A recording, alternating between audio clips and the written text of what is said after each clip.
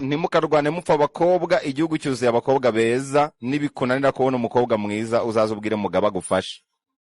Aranavuga ngo umuntu ushishikazwa no guhatira kumvisha inkende ko ubuki buryoha kuruta umuneke ntiyagira n'isoni zo kujya kugurisha agakingirizo kwa padiri. Yigeze no kuvuga ngo nkunze kumva bavuga ngo nta mibonano mpuzabitsina mbere y'ubukwe.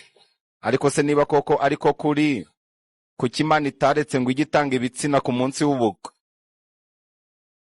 Yaranavuze ngo niba uri umugabo ufite umugore ukaba ukirarikira udukumi tw'utunyeshuri, uzagurire umugore wawe iniforume hase n'abo ngabo urarikira. Yavuze ijambo rikomeye ngo igihe kimwe nusubiza amaso inyuma ugasanga amafaranga utakaza ku bakobwa aruta ayo woherereza nyoko, uzamenye ko uburozi bukora, ngo baba barakugiriyeyo. Igihe kimwe nusubiza amaso inyuma ugasanga amafaranga utakaza ku bagore aruta ayo woherereza mama wawe, uzamenye ko uburozi bukora.